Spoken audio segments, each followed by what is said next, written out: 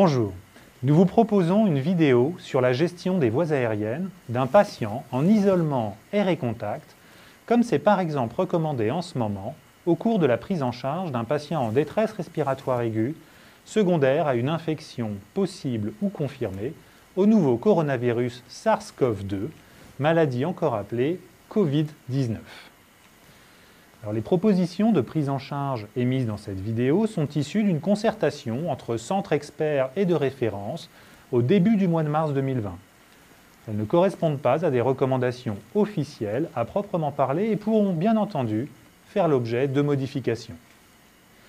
Alors tout d'abord, la tenue à adopter au cours de la prise en charge d'un tel patient est bien évidemment importante.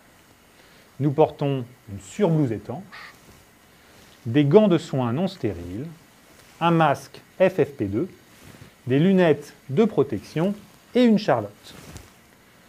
Concernant les procédures d'habillage et de déshabillage, nous vous recommandons de visionner la vidéo réalisée par l'équipe de réanimation de la Pitié-Salpêtrière, disponible sur le site de la Société de réanimation de langue française.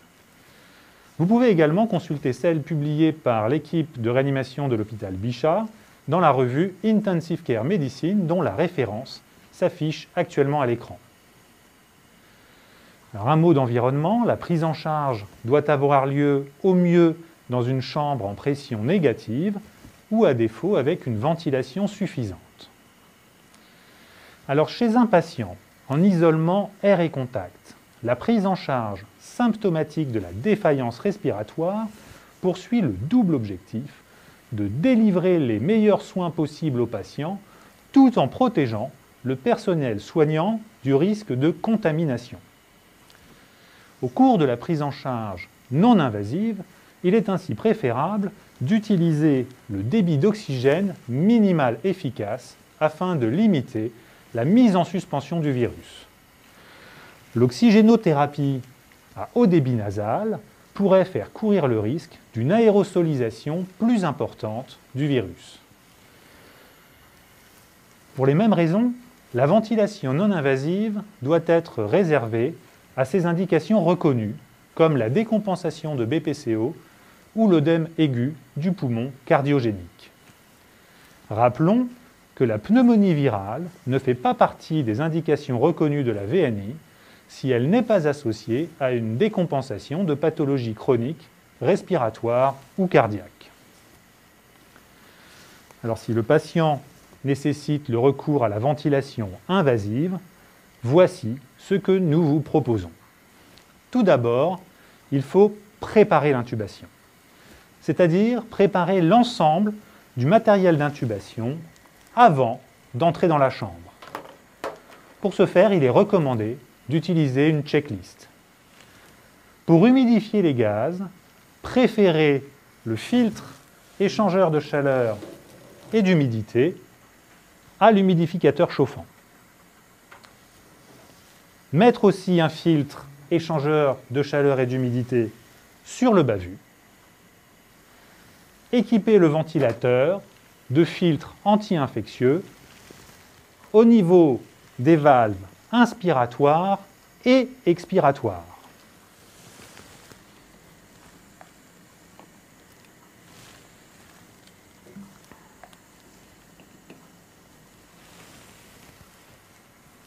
Préparer un système clos à installer juste après l'intubation. Ensuite, il faut que l'équipe soit prête à l'intubation. Ainsi, l'intubation doit être réalisée par un praticien expérimenté.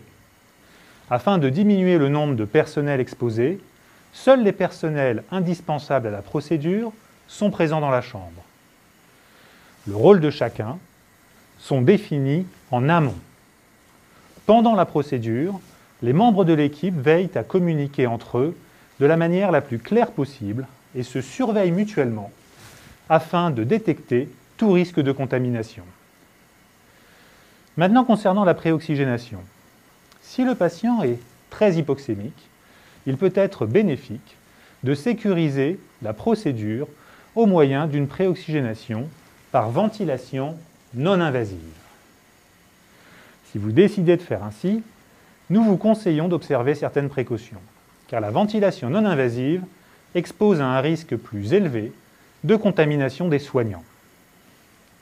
À l'initiation de la VNI, il faut respecter un certain ordre. D'abord appliquer le masque, puis démarrer la ventilation.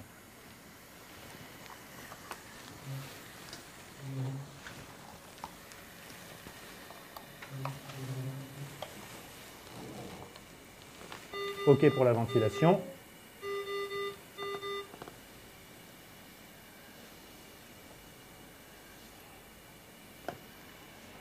L'étanchéité de l'interface est assurée par un membre du personnel.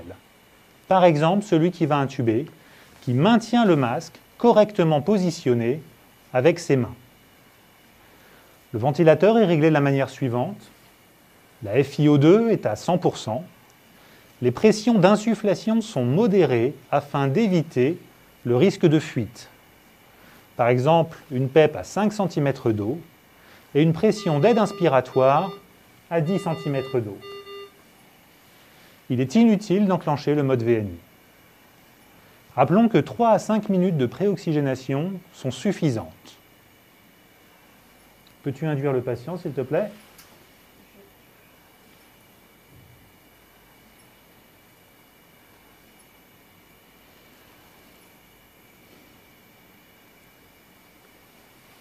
Une fois l'induction réalisée, il faut à nouveau respecter un certain ordre. D'abord arrêter la ventilation, puis retirer le masque. Peux-tu arrêter la ventilation, s'il te plaît ?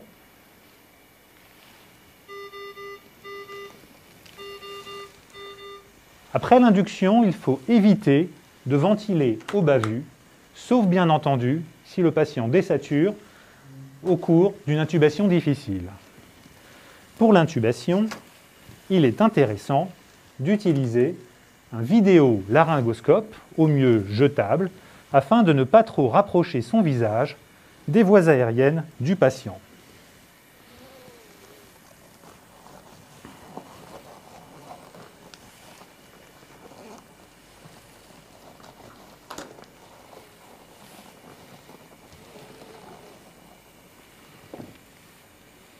Merci.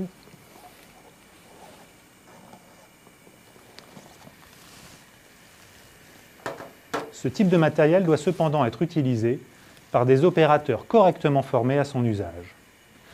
Une fois l'intubation réalisée, il faut encore une fois faire attention à l'ordre dans lequel on fait les choses. D'abord gonfler le ballonnet, puis connecter le circuit du ventilateur. Et seulement après, démarrer la ventilation.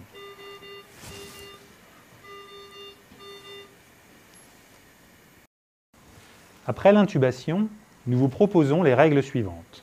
Si possible, mettre un système de régulation de pression du ballonnet afin d'éviter les fuites. Éviter toute déconnexion du circuit du ventilateur.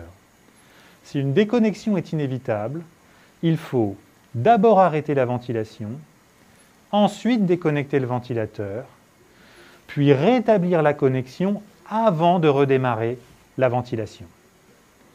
Peux-tu mettre le ventilateur en pause, s'il te plaît ? C'est bon.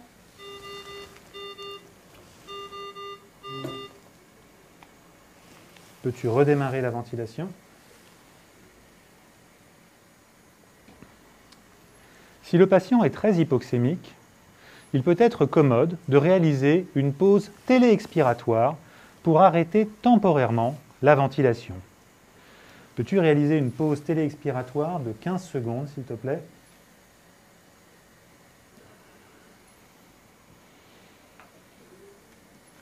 C'est bon. Nous allons en profiter pour installer le système clos. Nous pouvons arrêter la pause et redémarrer la ventilation. Voilà pour le reste. Nous vous recommandons bien sûr de suivre les principes de la ventilation protectrice et les recommandations de prise en charge du SDRA.